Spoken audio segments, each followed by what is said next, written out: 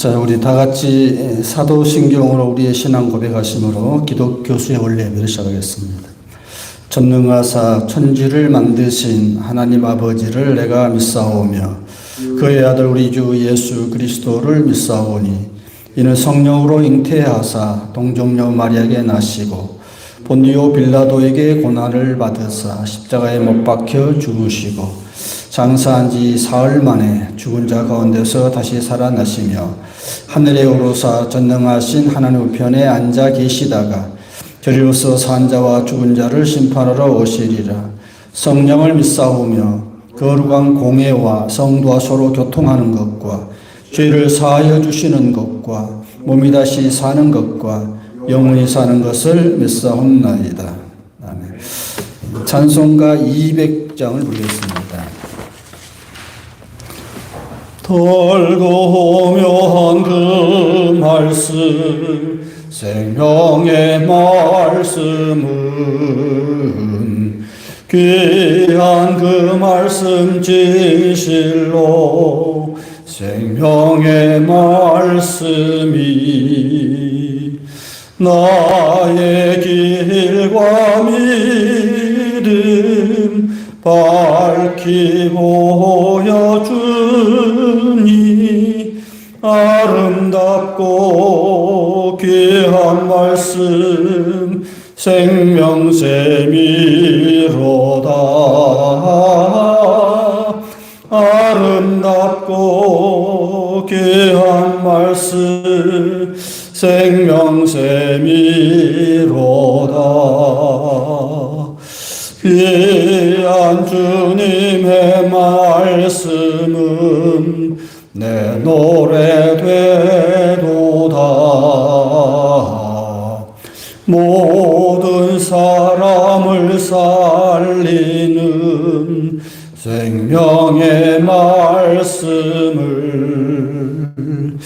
앞도 없이 받아 생명길을 가니 아름답고 귀한 말씀 생명샘이로다.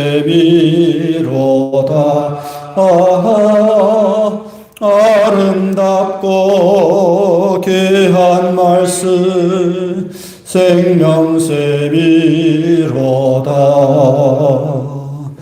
널리 울리어 퍼지는 생명의 말씀은 마음의 용서와 평안을 골고루 주나니 다만 예수 말씀 듣고 복을 받네. 아름답고 귀한 말씀 생명샘이로다.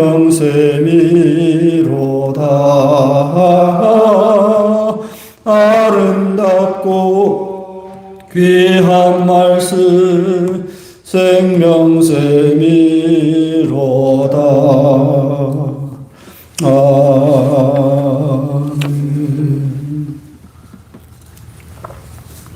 네, 하나님의 말씀 전도서 7장을 보겠습니다. 네, 구약성경 955페이지입니다. 19절, 20절 우리 한 절씩 교독하겠습니다. 지혜가 지혜자를 성읍 가운데 있는 10명의 권력자보다 더 권력이 있게 하느니라.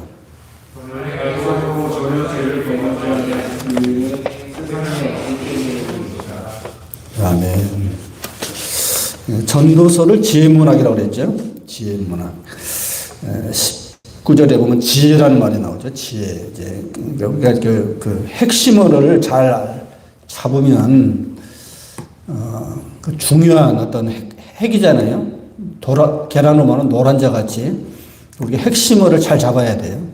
어떤 개념을 이제 포착할 때 중요한 단어, 키워드가 뭐냐. 전체적인 그림을 그릴 때 이런 작업이 굉장히 중요하죠. 그래서 우리가 전도서 하면은 지혜문학 이렇게 생각하고, 구약의 세 파트 중에 율법, 예언, 지혜 이렇게 크게 할 때, 우리가 이제 진리를 이야기할 때 율법, 법은 이제 노모스라고 하죠. 노모스. 어떤 당위적인 어떤 이렇게 해야 한다 하는 어떤 당위적인 측면을 이야기할 때 우리가 노모스 그렇게 이야기하는데, 구약을 말할 때 이제 율법과 예언은 노모스에 가까운 거죠. 이렇게 분류를 하면은. 근데 지혜문학은 소피아.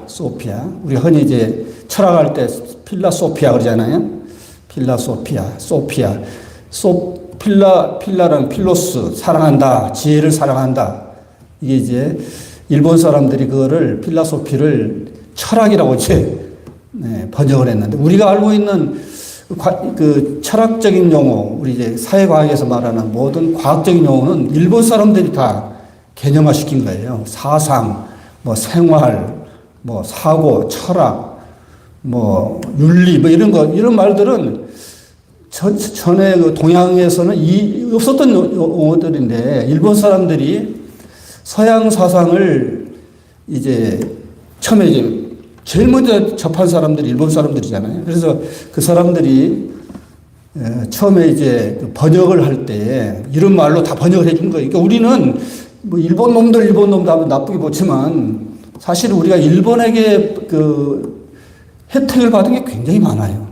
이런 이야기하면 좀 불편한 사람도 있을 텐데, 사실은 사실이니까. 그러니까 그런 이제 그 서양의 문화를 우리 문화에 이식할 때에 처음에 그 번역어가 중요하거든요. 개념을 만들 때. 이런 거, 이게 철학이라는 말도 옛날에 없었던 말이에요. 이런 것들. 그러니까 일본 사람들이 다 만들어 놓은 용어를 우리는 그대로 받아들이는 거예요. 그래서 우리는 그런 점에서 서양 뭐 어떤 사상을 흡수할 때 일본 사람들을 영향을 많이 받았다 하는 점을 우리가 부인할 수는 없습니다. 아무튼 이제 지혜는 이게 소피아인데, 노모스는 아까 이제 당위적인 이야기를 하겠죠. 마땅히 이래야만 한다. 인간이라면, 전제가 인간이라면 마땅히 이렇게 살아야 한다. 이게 당위적인 이야기잖아요. 이게 다 법. 구약에서 말하는 율법과 예언은 당위적인 이야기를 하는 거고, 지혜문학에서 말하는 소피아는 사실, 팩트, 현상 있는 그대로를 이제 포착할 때 쓰여지는 것이 이제 소피아인데, 우리 과학도 일종의 이제 그런 거잖아요. 과학은 더 팩트에 가깝죠. 이렇게.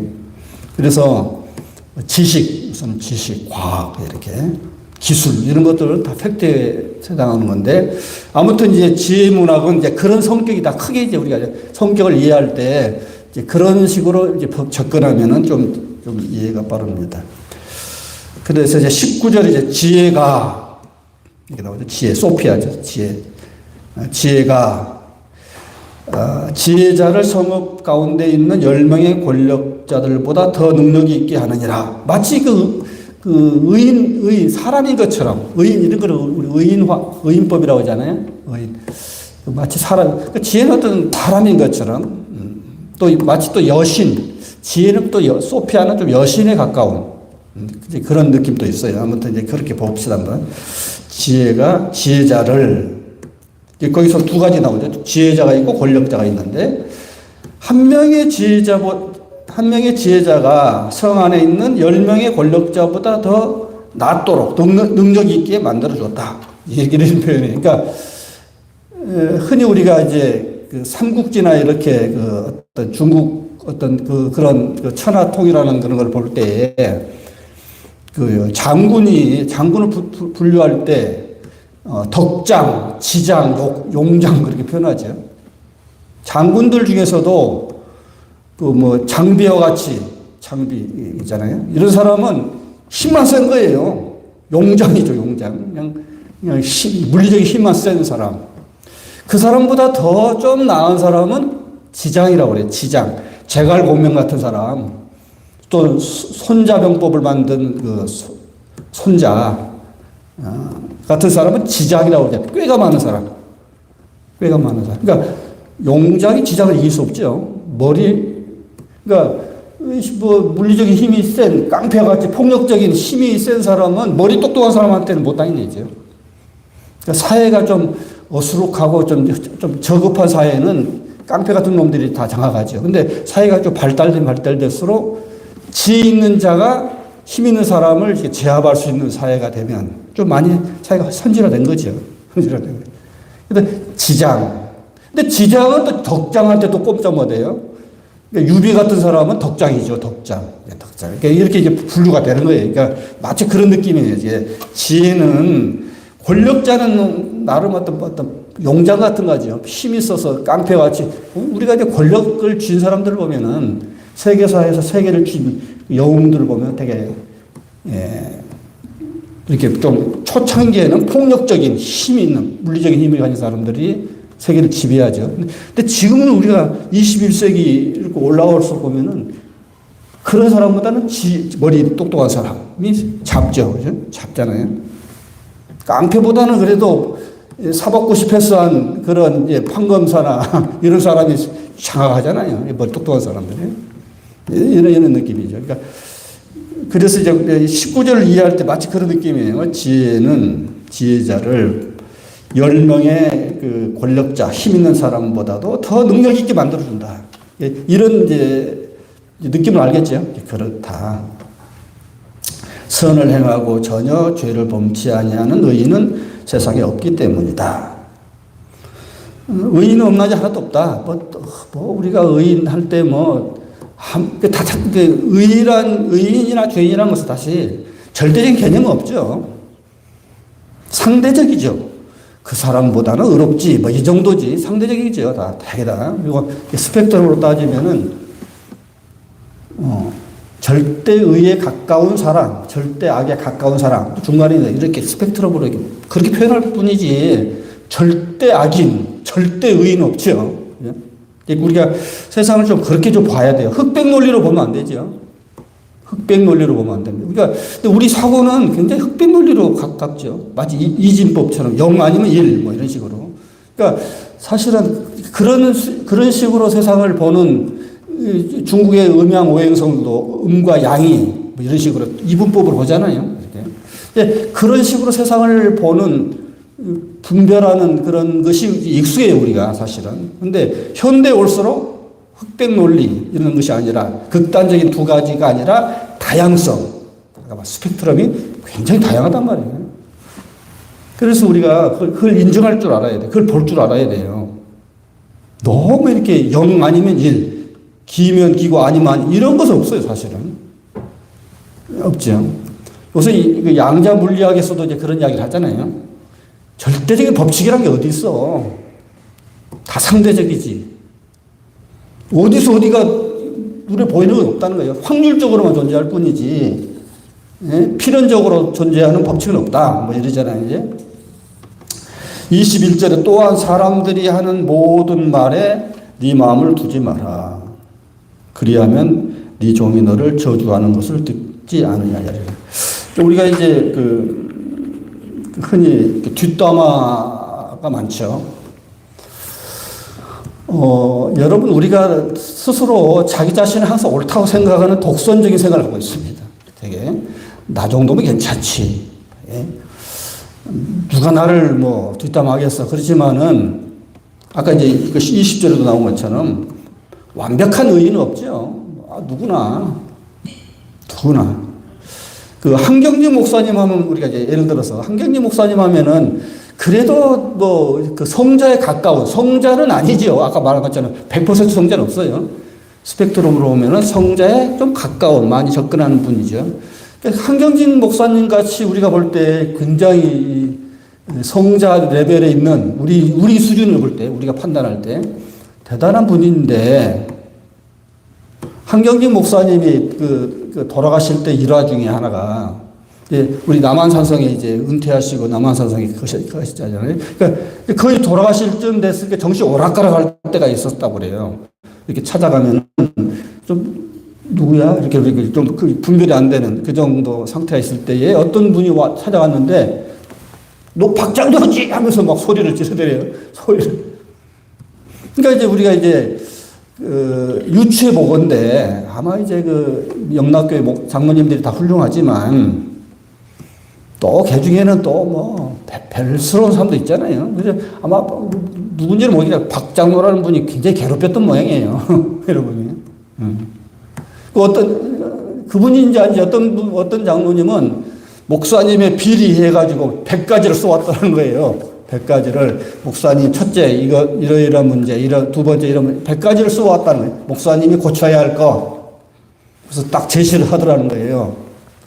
그랬더니, 한경희 목사님이, 100가지밖에 안 돼요. 더 될 텐데, 더 찾아보세요. 그러더라는 거예요. 이런 거예요, 이게.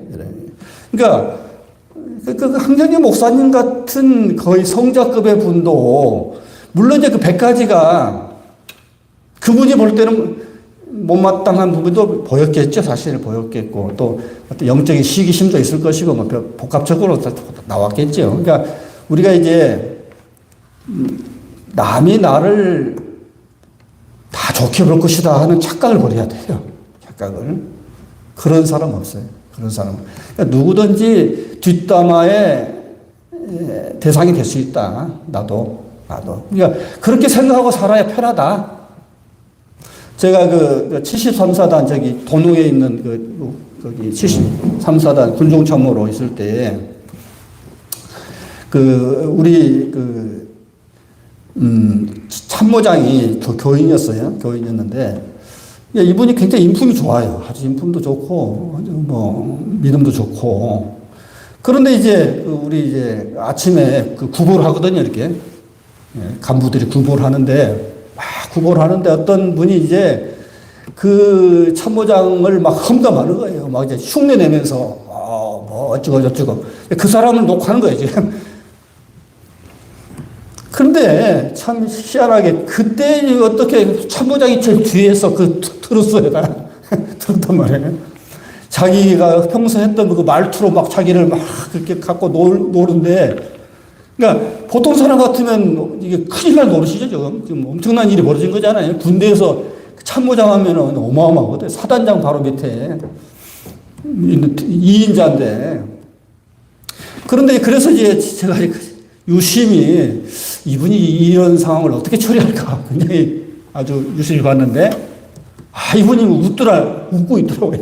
같이 사람들이 웃으면서도, 아이고, 저 사람이 지금 뒤에 참모장 있는데 뭣도 모르고 저래. 걱정도 되고 웃기도 하고 막 이런 상황인데, 웃어 넘기더라고요, 이분이. 웃어 넘겨. 보통 사람도 가만 안 두죠. 가만 안 두죠. 그렇다는 거예요. 그러니까 우리가 항상 누군가가 나 없을 때에 나를 뒷담화한다는 것은 이상하게 보지 말아야 그 말이에요. 여기서 취지는 세상이 다 그러하다 그런 거예요. 그래서 여기서 사람들이 하는 모든 말에 네 마음을 두지 마. 별 소리가 들리고 별 이야기가 들리고 별 소문이 돌아도 뭐 이상하게 생각하지 마. 만사가 그런 거야 다. 세상이 다 그런 거야. 이제 그런 거예요. 만약 그렇지 않으면 네 종이 너를 저주하는 것을 들 거야. 그러니까 그러하면 네 종이 너를 저주하는 것을 듣지 아니하리라. 그러니까 항상 그렇죠. 밑에 있는 사람은 자기 위에 있는 사람을 볼 때 아무리 훌륭한 사람이고 덕 있는 사람이고 인격자라 해도 자기한테는 못마땅한 거죠. 못마땅한 거예요. 다 그런 거 있어요. 매사가 다 그러하다. 그러니까 그런 걸 크게 신경 쓰지 말고 들어라. 너도 가끔 사람을 저주하는 것을 네 마음도 알고 있지 않냐. 너도 그렇지 않냐. 그 말이죠. 너도 그래. 저 사람도 너처럼 저 사람도 그래. 그런 거예요. 그러니까 세상 만사가 다 그러하니 너무 신경 쓰지 마. 그런 거예요. 너무 신경 쓰지 마. 요새 이제 뉴스를 들어보면 참 마음이 불편해. 그러니까 제 나이 정도 된 사람들은 뉴스를 안 본다고 그래요. 저만 그런 줄 알았더니 별로 뉴스를 안 들어요. 왜냐하면 맨날 정치인들 뭐 치고받고 싸우고 뭐 그런 것이 너무 피곤한 거예요. 아주 피곤해요. 아주 너무 또 우리나라 뉴스들을 보면 너무 그냥 한쪽에 쏠리고 어떤 사건이 터지면 그것만 물고 늘어지잖아요. 다른 사건도 많은데 궁금한 것도 많은데 맨날 들어 그 이야기야. 아주 듣기 싫고 그래요. 우리나라 사람들이 너무 남에 대해 관심이 많아요. 그러니까 서양 사람들은 안 그러거든요. 서양 사람들은 누가 무엇을 해도 관심 없어요. 다 한 사람 한 사람이 개인주의이기 때문에 우리는 집단주의 문화, 관계주의 문화. 그러니까 좋게 말하면 정이 넘치는 민족이죠. 굉장히 우리가 남에 대해서 뭐 이렇게 불쌍한 사람 보면은 그냥 지나가지 못하고 다 이렇게 한마디라도 해주고 또 뭐 이렇게. 그러니까 이거 좋게 말하면 정이고 나쁘게 말하면 오지랖 넓게 남에게 일에 너무 막 이렇게 관심이 많고 그래서 뒷담화도 많고 헐뜯고 시기하고 이런 것들이 너무 많죠. 너무 많아요. 그러니까 우리나라 문화 자체가 5천 년 동안 흘러내온 문화가 그래요. 문화가. 남 이야기 좋아한단 말이에요. 그러니까 그런 거 좀 내려놔라. 신경 쓰지 말고 내려놓아라. 너도 그렇지 않느냐? 너도 그렇지 않느냐? 23절 내가 이 모든 것을 지혜로 시험하여 스스로 이루기를. 그러니까 지혜라는 말을 계속 반복했는데 그러니까 지혜의 신이 너에게 가르친다. 이제 그런 식이에요. 그러니까 아까 율법서가 예언서는 노모스의 신이에요. 노모스의 신. 사람은 마치 이러이러하게 살아야 돼라고 하는 그런 말로 우리 인간에게 다가오는 신을 우리는 익숙하죠. 그죠? 익숙하단 말이에요. 여호와 하나님 하면은 사람은 이렇게 살아야 하는데 왜 너 이렇게 안 살아? 하면서 이렇게 뭔가 잘못된 것이 있으면 심판하고 벌을 주고 또 잘하면은 상을 주고 하는 그런 어떤 신관을 갖고 있잖아요. 우리는 거기에만 익숙하죠. 거기에만 익숙한데 지혜의 신도 돼요, 하나님이. 여호와의 신은 지혜의 신. 이제 우리가 이게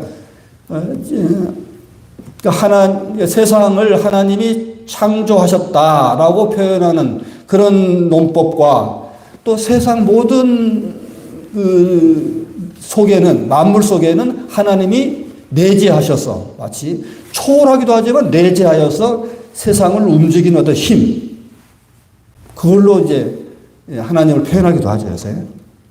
그럴 때 우리가 요새 현대 과학에서는 그런 내재되어 있는 어떤 그 법칙을 발견하잖아요. 법칙을 발견해서 그걸 가지고 응용하고 기술 과학이 발전되고 여기까지 우리가 그 혜택을 보고 있죠. 그럴 때에 만물 속에 내재되어 있는 어떤 법칙. 중국 철학에 보면 노장사상이 있죠. 노장사상. 노장사상이 마치 그래요. 노장사상이 어떻게 보면 굉장히 자연 속에 숨어 있는 신, 내재되어 있는 신, 또 초월적으로 존재해서 세상을 이렇게 하는 신이라기보다는 내재되어서 세상을 움직이는 어떤 힘.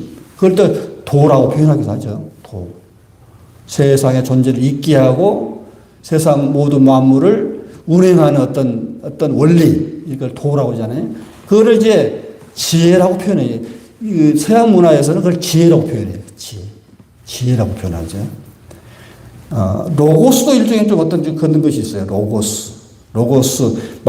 태초에 말씀이 계시니라 할 때 요한복음 1장에 나와 있는 말씀이잖아요. 그 말씀은 원래 원어로 보면 로고스인데 요한복음이 쓰여진 당시 요한복음이 어디서 이제 탄생하냐면은 그 에베소 쪽이거든요. 에베소. 지금 소아시아 지방에 보통 소아시아 지방 에베소.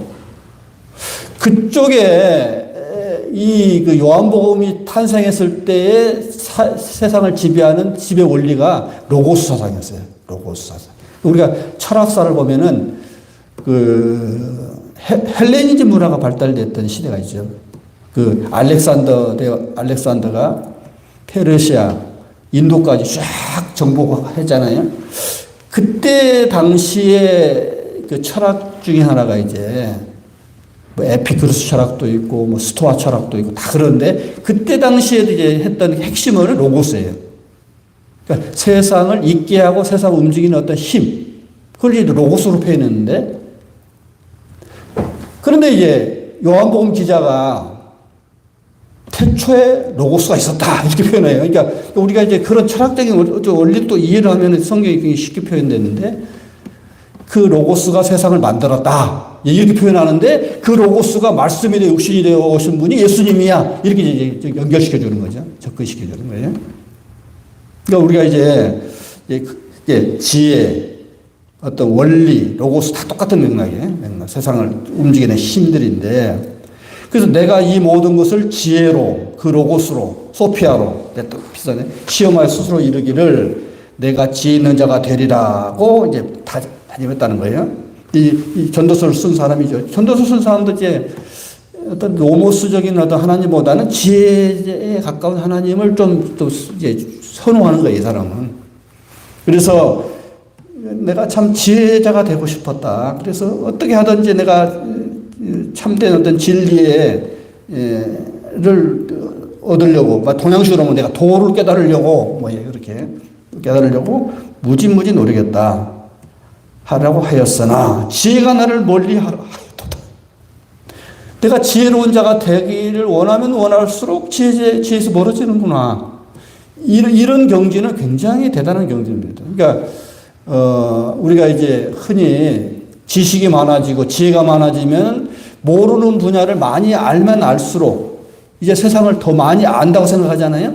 더 많이 알 것이야 라고 생각하는 게 착각이에요. 이게 무슨 말이냐면은 사람이 알면 알수록 내가 모르는 것이 더 많다는 것을 깨달아요.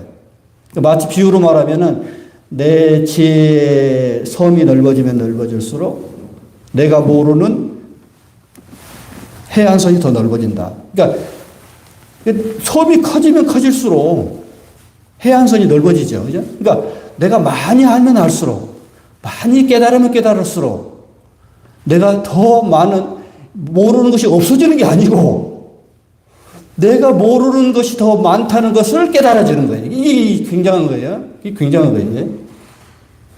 그러니까 흔히 어설픈 똑똑한 사람이 제일 무섭죠. 책 한 권 읽은 사람이 제일 무서운 거예요, 세상은. 알면 할수록, 모르겠네. 정말 모르겠어. 세상을 참 모르겠어. 이렇게 가는 것이 정상이에요. 이렇게 가는 것이 정상이거든요. 마치 이런 느낌이에요. 그러니까 내가 지혜를 얻고자 무지무지 노력했다. 그래서 그 지혜에 접근하려고만 할수록 지혜가 나를 멀리 가는 것처럼 느껴진다. 이거예요. 이미 있는 것은 멀고 또 깊고 깊도다. 그러니까 내가 알고 있었던 것들이 대단한 줄 알았더니 아무것도 아니구만. 그래서 내가 진리에 가까이 간 줄 알았더니 더 진리에 멀어진다는 걸 느껴요. 멀고 또 깊고 깊어지는 거예요. 심오해지는 거죠. 심오해지는 거예요. 더 내가 아무것도 모르다는 사실을 깨달아. 그래서 누가 능히 통달할 수 있으랴. 이 인간의 이게 실존의 한계죠.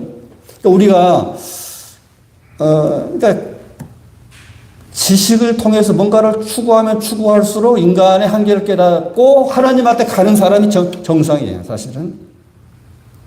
근데 겉똑똑이들은 안 그래. 무슨 신이 어딨어? 내가 다 알면 되는 거지. 내가 세계를 정복할 수 있어. 내가 알면 세상을 다 지배할 수 있어. 이런 사람은 아주 하수들이죠, 하수들. 근데 고수들은 인간이 뭔가를 깊이 알고 많은 것을 알면 알수록 인간은 정말 아무것도 아니구나. 이것이 깨달아지는 그 순간에 키에르케고르 하는 말처럼 신앙의 비약이 생깁니다. 신앙의 비약. 인간이 아무것도 아니네. 정말 인간은 아무것도 아니구나. 그걸 깨달으면서 신에게, 하나님에게로 간다는 거예요. 이게 신앙이죠. 이게 신앙. 그러니까 이렇게 가야 돼요. 이게 원래 맞는 건데, 요새 제가 쭉 사상사나 철학사를 보면은, 사람이 많이 깨달으면서 신을 버려요. 버린단 말이에요. 유럽 정신세계에는 이미 신을 버렸습니다. 유럽의 정신세계에서는. 과학에서 신을 이야기하면은 루저로 보는 거예요. 실패자. 계속 신 없이 다 해석할 수 있는데 무슨 신이 나와 이런 거예요. 근데 그건 아주 아까 말한 겉똑똑이들이죠. 겉똑똑이들은 그런 식으로 나가죠. 그러니까 진정으로 지혜로운 사람은 자기가 얼마나 어리석다는 것을 깨달아 가는 거죠.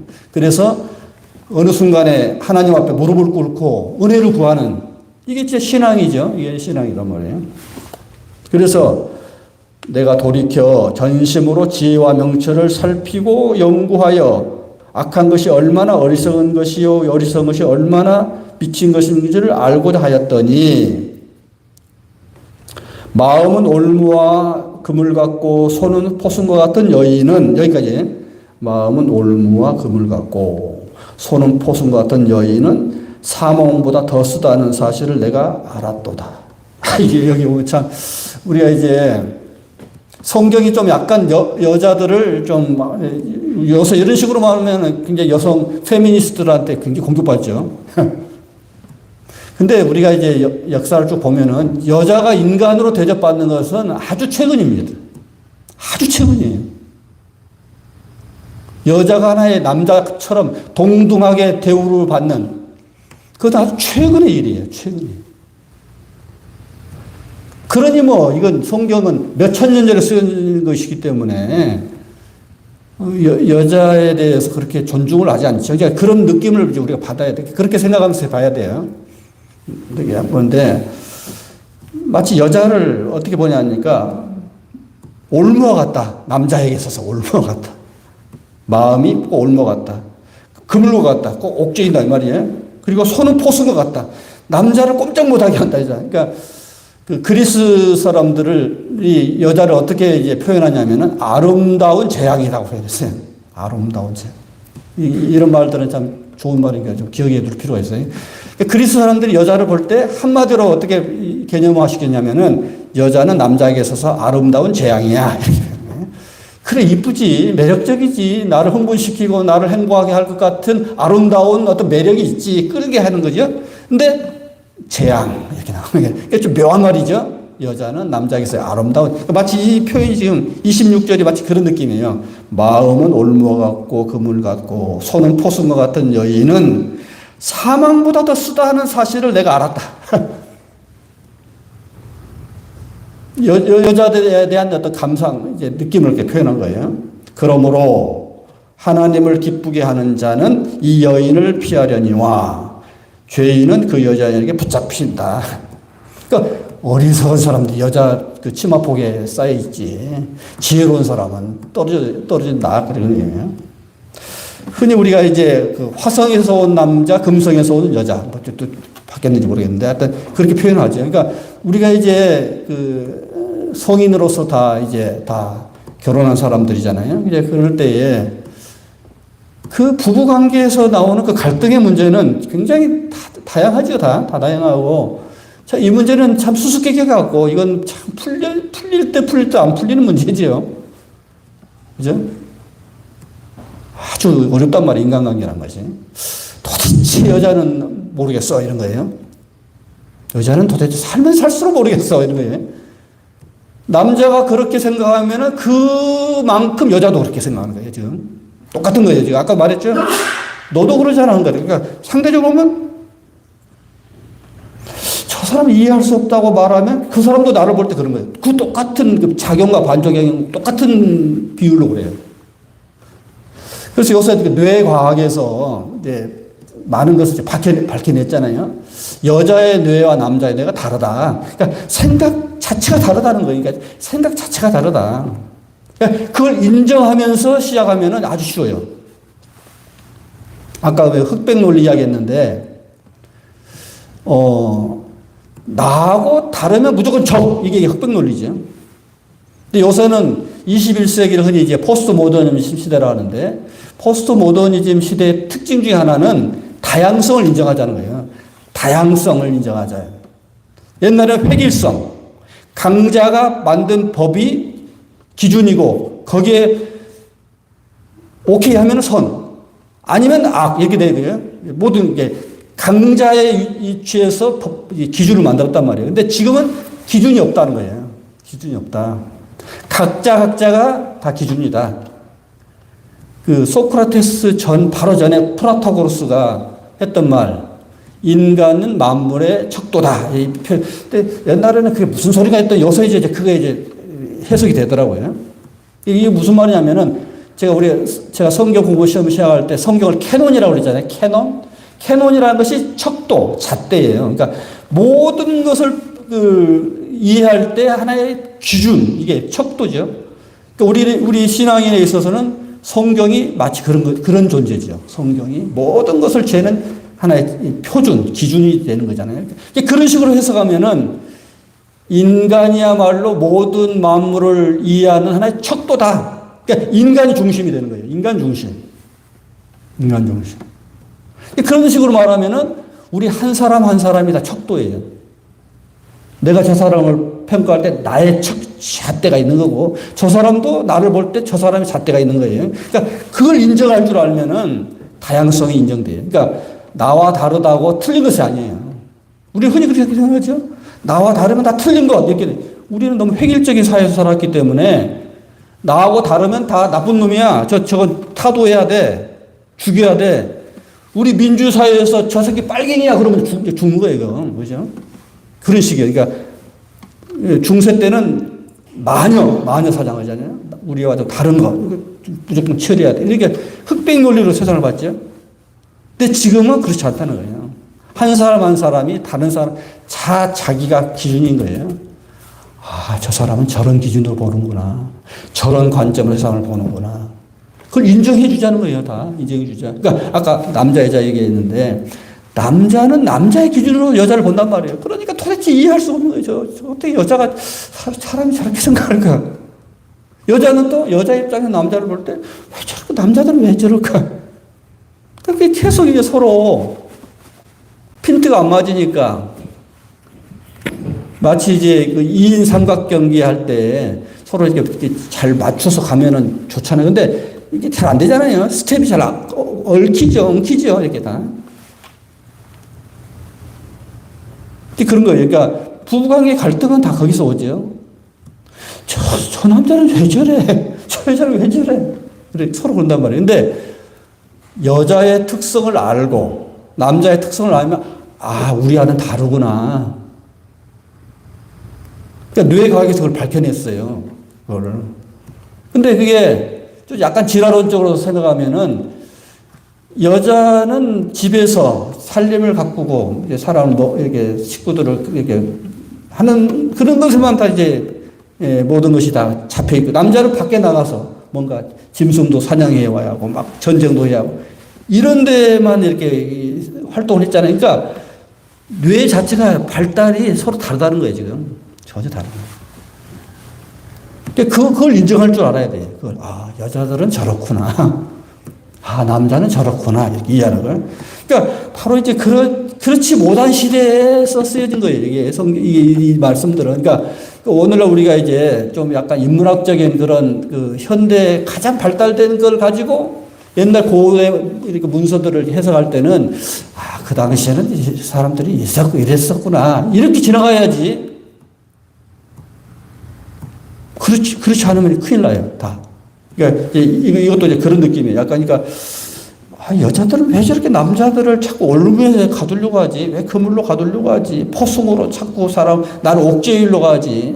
자꾸 나를 부자연스럽게. 우리가 흔히 결혼하고 나서 자꾸 남자들이 집에 잘 안 들어오려고 그러죠.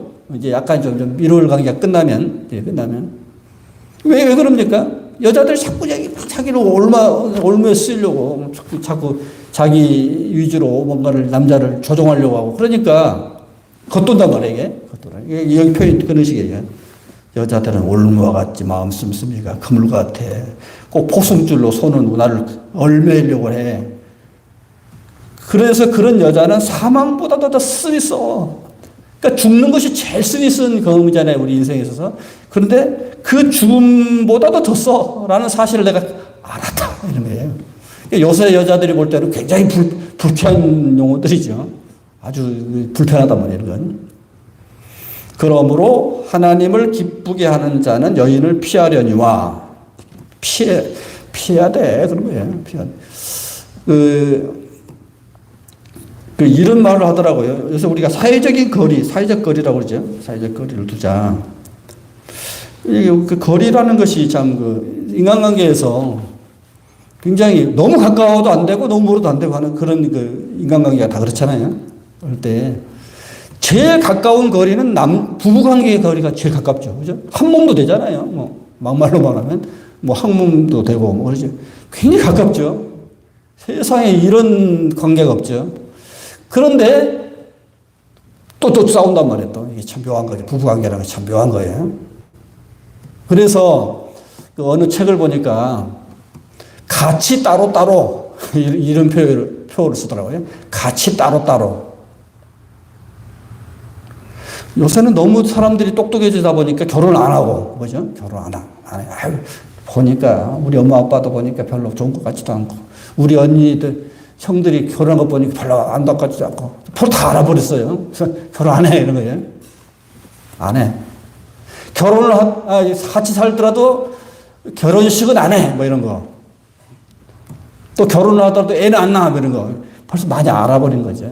많이 알아버린 거예요. 그러니까 참 영원한 수수께끼인데 아무튼 그럼에도 우리가 같이 살아야 하잖아요. 그래서 같이 살지만 따로따로 사는 그 참 묘한 말이죠. 참 묘한 말인데 우리 여행할 때도 그래요. 여행할 때 많이 싸우죠. 맞지? 근데 같이 여행을 떠났지만 순간순간은 좀 서로를 인정해주고 따로따로 뭐 이런 거. 그럼 싸울 일이 없죠. 그죠? 이런 것들이 참 삶의 지혜죠. 이게 삶의 지혜.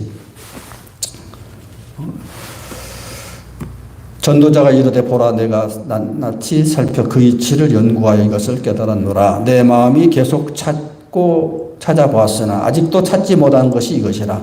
1000사람 가운데 한 사람을 내가 찾았으나 이 모든 사람 중에서 여자는 한 사람도 없다. 여기서 한 사람을 찾았다 할 때 그 사람은 남자예요. 남자 한 사람. 그러니까 참 그러기가 힘든데 딱 한 사람은 내가 발견했다. 한 남자는 발견했다. 근데 여자 중에는 하나도 없어. 그러니까 다 지금 문맥의 흐름이 다 그런 거예요. 여자를 무시하고 그런 거죠. 내가 깨달은 것은 오직 이것이라. 곧 하나님은 사람을 정직하게 지으셨으나 사람이 많은 꾀를 낸 것이다. 29절에 굉장히 아주 가슴에 다가온 말이죠. 하나님은 사람을 정직하게 지으셨으나 사람이 너무 꾀가 많다. 그러니까 우리 에덴 동산에서 선악과 이야기가 이제 가장 구체적인 이야기죠. 가장 구체적인 이야기. 하나님 인간을 선하게 창조했지만은 인간은 너무 꾀가 많다. 자기 꾀에 빠지죠. 유혹에 넘어가고. 그러니까 인간이 그렇다 그런 거예요. 여기까지 합시다. 사랑의 아버지 감사합니다. 오늘도 말씀을 통해서 인간이 무엇인지 우리가 어떻게 살아야 지혜로운 삶을 살아야 할지 알게 하심을 감사합니다. 늘 하나님의 말씀대로 지혜로운 삶을 살아가게 하여 주시옵소서. 우리 주 예수 그리스도 이름으로 기도를 드리옵나이다. 수고들 하셨습니다.